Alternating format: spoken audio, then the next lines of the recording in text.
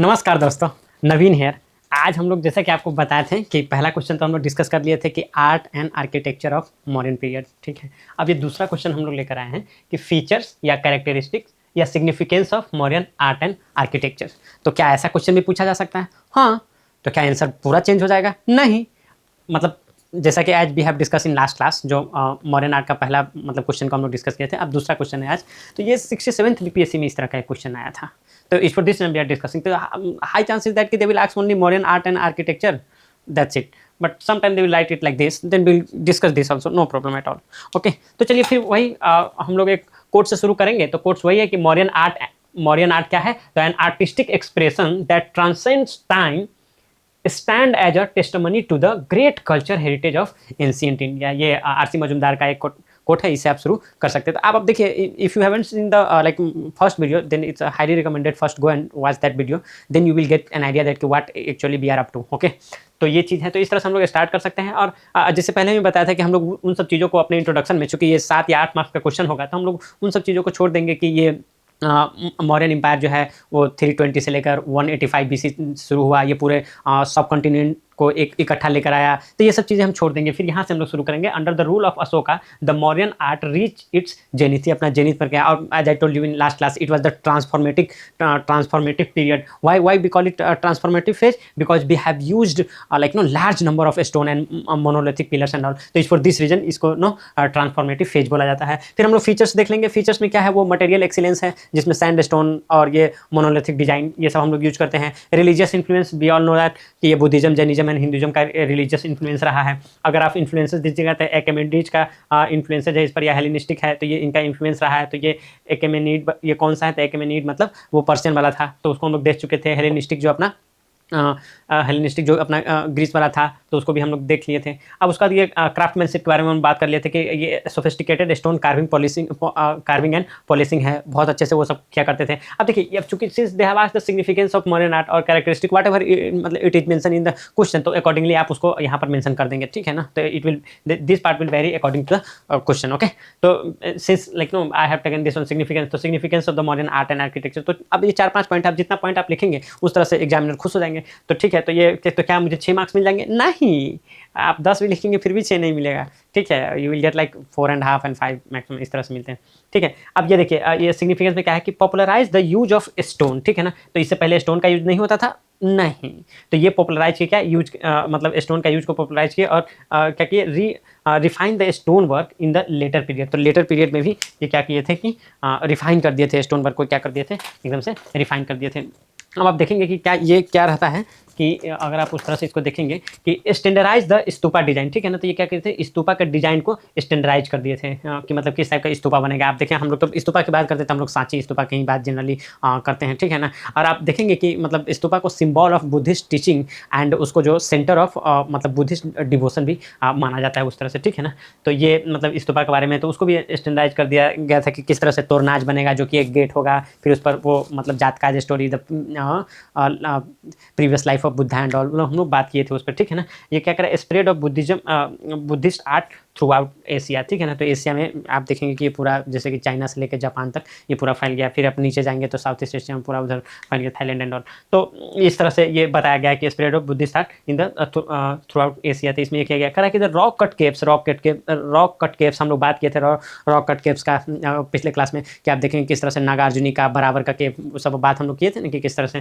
तो वही बात यहाँ पर लिखा गया कि the rock cut caves of बराबर एंड नागार्जुनी। तो बराबर का हम बताए थे ना कि ये मतलब अशोका बनाया है, और यहाँ पर कितने हैं? ये 4 है। और यहाँ पर क्या है? ये नागार्जुनी है। तो यहाँ पर कितने हैं? 3 हैं। तो इस तरह से हम लोग बात किए थे कि इसको सिर्फ बुद्धिस्ट के लिए नहीं, बल्कि अजीविका सेक्ट के लिए भी हम लोग और ये किए थे। और दशरथ जो नागार्जुनी बनाया था वो क्या था? ग्रैंडसन ऑफ ये अशोका था, और कुछ नहीं। अब देखिए, अब आगे देखिए, provide the models of the later caves like Ajanta and Ellora, ठीक है। तो ये बता रहा है कि किस तरह से जो मौर्यन काल का अपना ये बराबर एंड नागार्जुना था, तो वो क्या मतलब एक मतलब रोल मॉडल बन गया किसके लिए? तो ये अजंता एंड इलोरा। तो ये तो आपको पता है कि ये जहानाबाद बिहार में है, लेकिन अजंता एंड इलोरा कहाँ पर? वो महाराष्ट्र में है, ठीक है। यूनेस्को साइट भी अगर आपको पता हो तो, ठीक है ना, यूनेस्को वर्ल्ड हेरिटेज साइट। अब देखिए, तो ये अपना थर्ड हो गया। फोर्थ में देखिए, modern art influence the Achaemenid art ठीक है ना, सिग्निफाइज कल्चरल, तो ये क्या सिग्निफाइज करता है, तो ये सिग्निफाइज करता है क्या, कल्चरल एक्सचेंज को, कि हम लोग तो कल्चरल एक्सचेंज तो होता ही होगा क्या, हाँ कल्चरल एक्सचेंज तो होता ही होगा, तो इसीलिए तो मतलब आर्ट का उतना हम लोग पर इम्पैक्ट पड़ा था ये मॉडर्न आर्ट पर, हेलेनिस्टिक का और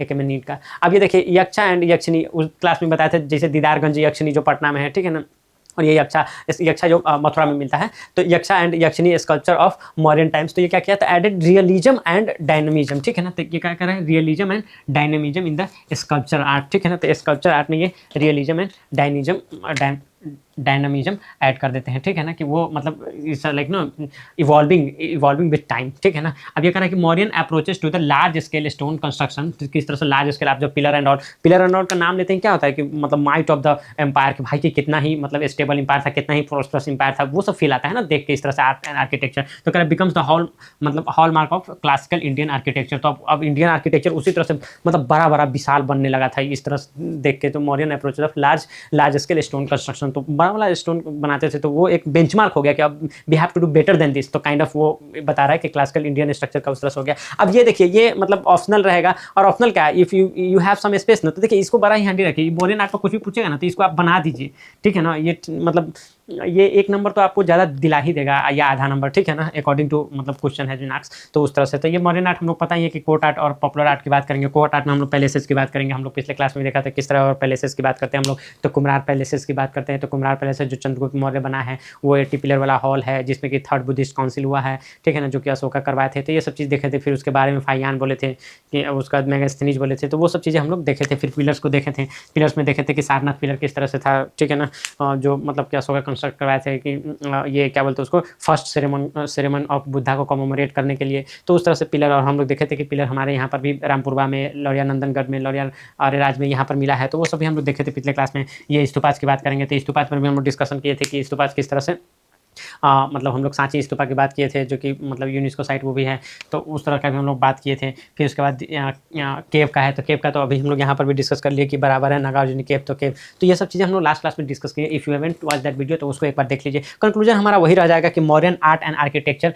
represent a golden era of the cultural history, ठीक है ना, कल्चरल हिस्ट्री का क्या है, गोल्डन एरा है। और उसके बाद ये क्या करता है कि its achievement continue to inspire, तो वट एवर मतलब achievement have been like no established by the Mauryan art, it is still inspiring us, ठीक है ना, and offer insights into the socio-political and religious dynamics of the ancient India। तो क्या socio-political and religious dynamics of the ancient India को हमको इस तरह से ये बातें हमको क्या बोलते हैं मॉडर्न आर्ट से पता चलती है। तो कंक्लूजन तो हम लोग इसी तरह से रख लेंगे, और अपना जो क्या बोलते हैं इंट्रोडक्शन है वो इस तरह का होगा, बीच का ये चीज़ें जो है कि हम लोग अकॉर्डिंग टू क्वेश्चन चेंज करेंगे, ठीक है। तो दैट्स ऑल, इसमें तो कुछ है नहीं। इसी तरह से अगर लेट्स से कि अगर आप if you comment with that like we'll go for the another question also। तो एक क्वेश्चन और पूछा है कि relationship of modern art and architecture with Buddhism, तो आप कमेंट बॉक्स में लिखिए कि मतलब कि वो भी वीडियो आना चाहिए, तो फिर उसको भी लेकर आएंगे। आप नहीं भी लिखेंगे तभी हम लेकर आएंगे, ठीक है। तो जैसे कि हमको करना है तो यार हमको तो करना है, ठीक है। तो वो तो ये चीज़ें है। 3rd क्वेश्चन जो मैंने लिया है मॉडर्न आर्ट को लेकर, ये क्या है, relationship of modern art and architecture with Buddhism. ये क्यों बता रहे हो मुझे, क्यों? क्योंकि ये पूछा गया है 64th बीपीएससी में। तो हो सकता है कि आपके पास जो हिस्ट्री में जो सेक्शन 1 में क्वेश्चन है वो यह ना आकर कि मॉडर्न आर्ट एंड आर्किटेक्चर को लिखे, यह भी आ सकता है कि write down the relationship with the Buddhism as they have asked in 64th BPSC, ठीक है। तो इसको देख लेते हैं। तो अपना जो मैं बताया था पहले ही, आपको पिछले वीडियो में ही बताया था कि जो आरसी मजूमदार द्वारा कहा गया कोट है कि modern art and artistic expression that transcends time stand as a testimony to the great culture heritage, ठीक है ना। तो ये ग्रेट कल्चर हेरिटेज की तरह ये स्टैंड कर रहा है, क्या, ये मॉडर्न आर्ट एंड इसका आर्टिस्टिक एक्सप्रेशन ट्रांसेंड्स टाइम मतलब beyond the time, beyond the limit, तो उसको हम लोग क्या बोलते हैं, ट्रांसेंड टाइम, ठीक है दोस्तों। अब चलिए आगे चलते हैं। अब चूंकि they have asked that like know relationship with the Buddhism, तो ये आपके नेक्स्ट आपके पैरा में ही दिख जाना चाहिए कि okay we are like know addressing the question, ठीक है, क्वेश्चन से भटकना नहीं है, ठीक है। तो ये क्या है, फिर आगे आप लिखेंगे modern art specially during the times of Ashoka, ठीक है ना, Ashoka was heavily influenced by the Buddhism. तो वो आप देखेंगे अशोकन पिलर एंड ऑल, ठीक है ना, जो मतलब सारनाथ में भी जो वहाँ पर है, तो वो heavily influenced by the Buddhism, वो तो दिख रहा है। Under the Ashoka's patronage modern art became इनएक्सट्रिकेबली, मतलब जिसको अलग नहीं किया जा सके, ठीक है ना, लिंक विथ बुद्धिस्ट थीम, ठीक है। तो आप जो आप देखेंगे कि ये बुद्धिस्ट जो थीम है और अशोका के टाइम में जो मौर्यन आर्ट है उसको आप अलग नहीं कर सकते। इस तरह से ये लोग अटैच है, इनएक्सट्रिकेबली लिंक, ठीक है। ये हो गया। तो अब कैसे है, तो उसको हम लोग जस्टिफाई करने के लिए अपने whatever you have like know said here, इसको कंसोलिडेट करने के लिए हम लोग ये पॉइंट्स लिखेंगे। कैसे लिखेंगे, ये देखिए, Ashokan pillars were erected at important Buddhist site. तो आपको पता ही होगा Buddhist site, important Buddhist site में, तो यहाँ पर मेंशन भी है। एंड प्रोमोटेड बुद्धिस्ट आइडियल्स, ठीक है। जैसे धर्म स्तंभा, जो अपना ये धर्म स्तंभ जो हम लोग पिलर पिछले लेक्चर में भी डिस्कस किए थे, वो पिलर के बारे में, तो वही बता रहे हैं। Examples pillar at Lumbini and Sarnath. तो लुम्बिनी एंड सारनाथ तो आप देखेंगे कि इंडिया लेवल पर है, लेकिन if you talk about the Bihar, तो वो भी आपको याद ही होगा कि अगर हम लोग बिहार की बात करें तो लौरिया नंदनगढ़, लौरिया अरेराज, वैशाली, रामपुरवा, जहाँ पर ये बुल का ये किया गया, तो ये सब अपना बिहार में है। बाकी ये सब तो अपना इंडिया लेवल पर। देखिए स्तूपा बिकम बुद्धिस्ट आर्किटेक्चर, मतलब स्तूपा को एकदम मतलब उसको एकदम बुद्धिस्ट से जोड़ दिया कि ये बुद्धा के लिए है, जो बुद्धा रेलिक पे बनता था। And were built on the large scale. देखिए लार्ज स्केल तो ठीक है, लेकिन ये नंबर जो है कि ये 84,000 कहाँ से आता है, तो आप बुद्धिस्ट टेक्स्ट देखिएगा ना, तो दीपवंसा, महावंसा, तो ये दीपवंसा, महावंसा ये बुद्धिस्ट टेक्स्ट है, जिसमें श्रीलंका के बारे में भी वहाँ पर डिस्कशन किया गया है। तो उसमें ये बताया गया है कि अशोका जो है 84,000 ये मतलब स्तूपाज बनवाए हैं on the release of the Buddhas, ठीक है। तो वहाँ से हमको ये मिलता है। आगे देखेंगे केव्स लाइक बराबर एंड नागार्जुन। तो ये ठीक है, बराबर एंड नागार्जुन केव्स के बारे में तो हम लोग देखेंगे कि अशोका जो है कि बराबर का और दशरथ जो है उनका ग्रैंडसन जो है अर्जुन के केव बनाया, were carved as resting place of Buddhist and other monks. तो ये रेस्टिंग प्लेस ऑफ क्या है, बुद्धिस्ट एंड अदर मॉन्क्स के लिए है, ठीक है। तो ये हम लोग यहाँ पर पॉइंट लिख देंगे। फोर्थ पॉइंट इसी में लिखेंगे, sculpture depicted Jataka tales based on previous lifes of Buddha. हम लोग ये पिछले क्लास में डिस्कस कर लिए थे कि बुद्धा के प्रीवियस लाइफ पर हम लोग ये मतलब जात का टेल्स जो है वो लिखा गया है। जात का स्टोरी मतलब बुद्धा के वो पुराने पिछले लाइफ के बारे में बताया गया है। अब देखिए ये अब ये क्या बना दिया, देखिए हम हर बार आपको बोले हैं कि 7 और 8 मार्क्स का क्वेश्चन आता है ना, उसमें अगर आप एक डायग्राम बना देंगे ना, तो it will going to like no print a good image ना of your copy in front of the examiner and all, okay. तो एक diagram you just keep this things in mind कि एक diagram we have to draw in 7 and 8 marks question in history as far as history is concern, okay. तो यहाँ पर वो diagram, अब तो क्या मैं पिलर बना दूं, मुझे याद है, ठीक है आप वो बना सकते हो, बट यहाँ पर मतलब स्तूपा ज़्यादा ये रहेगा, मतलब it will have more dominance, ठीक है ना, as compare to pillar, okay. तो स्तूपा तो आपको पहले ही पता है कि ये सांची स्तूपा, जिसको यूनेस्को वर्ल्ड हेरिटेज साइट में भी ये करके किया गया है, तो ये आपको पता ही होगा, हम लोग डिस्कस भी किए थे। अब देखिए इस तरह से स्तूपा का ये डायग्राम आप देख लीजिए और इसको ना 2-4 बार ड्रॉ कर लीजिएगा। इसमें कुछ कुछ ये है जिसके इसको वेदिका बोलते हैं, जो बाउंड्री वाल है, ठीक है ना। ये सर्कमम्बेटरी पाथ है, तो ये किसको बोलते हैं, तो ये प्रदक्षिणा पाथ को सर्कमम्बेटरी पाथ भी बोलते हैं, जो कि यहाँ पर रहता है, ठीक है। ये तोरनाच, यही गेट पे की मैं बात कर रहा था कि ये तोरनाच यहीं पर जात का स्टोरी, मतलब like know previous year of the Buddha and all, तो उसके लाइफ के बारे में बता यहाँ पर ये इंस्क्राइब कर दिया जाता था इस तरह से तोरनाच पर भी कर दिया जाता है, ठीक है। समवेयर यू विल से इसको मतलब ईस्टर्न तोरनाच, इसको वेस्टर्न तोरनाच, इस तरह से भी करके नॉमिनेट कर दिया जाता है। खैर चलिए हम आगे चलते हैं। ये देखिए ये इसको अंडा बोला जाता है, दिस ये डोम टाइप स्ट्रक्चर है, इसको